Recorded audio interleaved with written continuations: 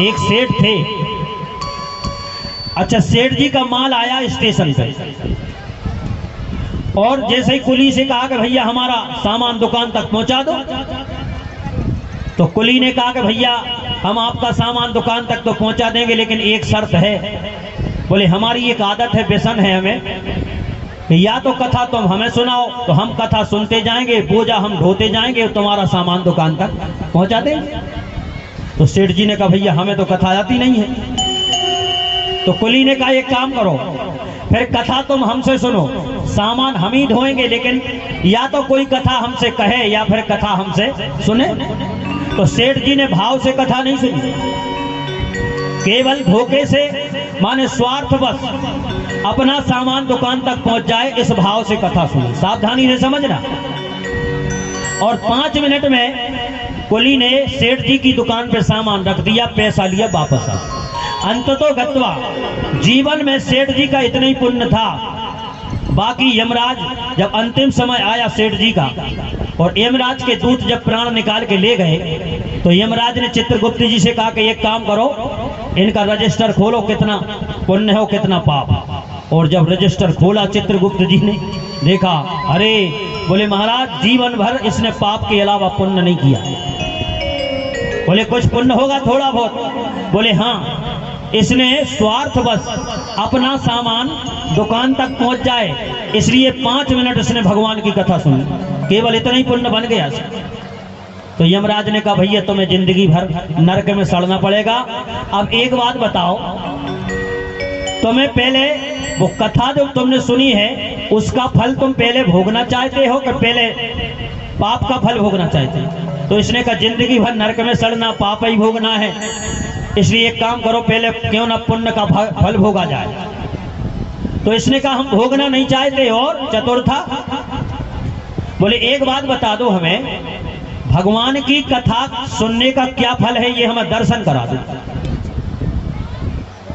अब समझना, बात अच्छी लगे आखिरी में तो ताली बजाना। केवल भगवान की कथा सुनने का क्या पुण्य है और क्या फल मिलता है, केवल दर्शन करा दो, हम भोगना नहीं चाहते।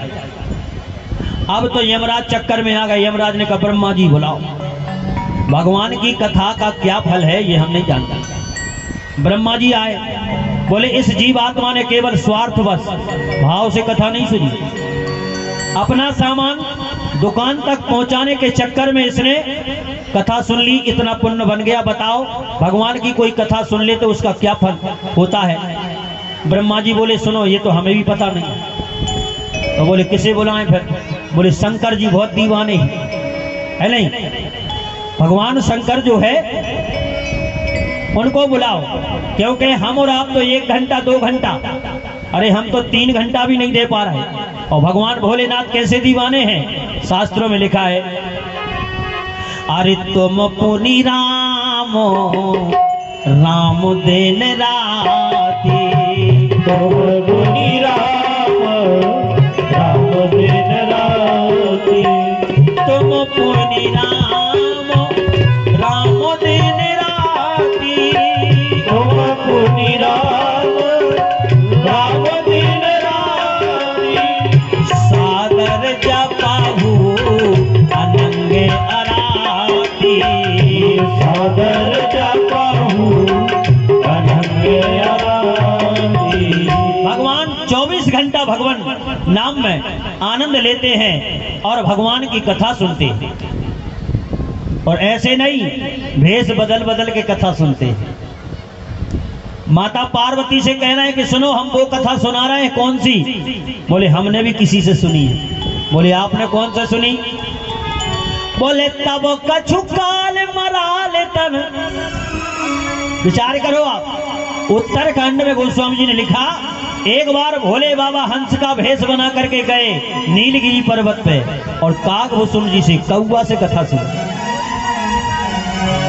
बोले तब कछु काल मराल तन और धरता कीन निवास, और सादर सुन रघुपति चरित, अरे पुनिया यऊ कैलाश। और हम कितना समय दे रहे हैं? ये समझो केवल हम 1 घंटा दे पा रहे हैं, इसलिए ये साधारण नहीं है भगवान की कथा, जिसे हम आज मनोरंजन की दृष्टि से समझ रहे हैं। अरे एक बार जीव के कान में पड़ जाए तो निश्चित है ये असर करेगी और उसका भव सागर से पार कर देगी, जिसके लिए हम समय नहीं दे पा रहे।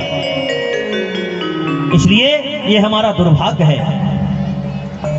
आज जीवात्मा के पास में भोले बाबा को बुलाया गया और भोले बाबा से कहा, भोले बाबा एक बात बताओ, इस जीवात्मा ने आपकी भगवान की कथा सुन ली है, उसका क्या फल है? भगवान भोलेनाथ ने कहा एक काम करो, चक्कर में मत पड़ो, ये तो हमें भी पता नहीं है कि भगवान की कोई कथा सुन ली, तुम तो एक काम करो सीधे ले चलो वैकुंठ। अरे जिनकी कथा सुनी है उन्हीं से पूछ ले। तो बोले चलो। आज भगवान भोलेनाथ ब्रह्मा जी यमराज और वैकुंठ ले गए, और जैसे वैकुंठ में ले गए सज्जनों, भगवान से पूछा कि आपकी कथा इस जीवात्मा ने सुन ली है, आपकी कथा यदि कोई सुन ले तो उसका क्या फल है आप बता दो। तो भगवान को हंसी आ गई। बोले सुनो, हे भोले बाबा, तुम वास्तव में ही भोला हो। नहीं, अरे हमारी कथा यदि कोई सुन ले तो उसे हमारा दर्शन होता है, इसलिए इसने कथा हमारी सुनी, इसलिए इसको हमारा दर्शन हो गया। तो यमराज ने कहा एक काम करो, जो आपकी कथा सुनने का फल ये है कि भगवान का दर्शन होता है, आपका दर्शन, तो अब आपका दर्शन हो गया, इतना ही पुण्य था जी इसका। अब चलो हम तुम्हें नरक में ले जाएंगे, नरक की यातनाएं भोगना। लेकिन जीवात्मा ने कहा कि एक काम करो भोले बाबा। अच्छा, भोले बाबा बड़े दयालु कृपालु देवता हैं, शीघ्र प्रसन्न हो जाते हैं, मनचाहा वरदान दे देते हैं। इनके पास कोई जाए तो एप्लीकेशन बाद में पढ़ते हैं, जब दस्तखत पहले कर दे, ऐसे भोले बाबा हैं। तो जीवात्मा ने कहा कि भोले बाबा अब आ ही गए हैं वैकुंठ तक, तो दो दो बातें वो करवा दो भगवान से। तो भोले बाबा दया आ गई, बोले कर लो। जीवात्मा पहुंचा, भगवान से हाथ जोड़ के कहा कि एक बात बताओ, आपकी कथा सुनने का फल है आपका दर्शन, भगवान की कथा सुनने का फल है भगवान का दर्शन। जीवात्मा ने भगवान से कहा कि आपके दर्शनों का क्या फल है ये बता दो, फिर जाएं। देखो आप, भगवान ने कहा कि जीवात्मा, हमारी कथा सुनने का फल है हमारा दर्शन, और सुनो हमारे दर्शनों का फल है, फिर जीव कितने ही पाप करके आ जाए, कितने ही पाप करके आ जाए, फिर वो हमसे अलग नहीं हो सकता। इसलिए अब तुम वैकुंठ में ही रहोगे, कहीं नहीं जा सकते। बजाओ ताली, बात अच्छी लगी हो तो भाव से। और शास्त्रों में लिखा है, भागवत में, गीता में लिखा, बोले सर्वधर्मान परित्याजे मामेकं शरणं व्रजा अहम तुम पापेभ्यो मोक्षयिष्यामि मा शुचा।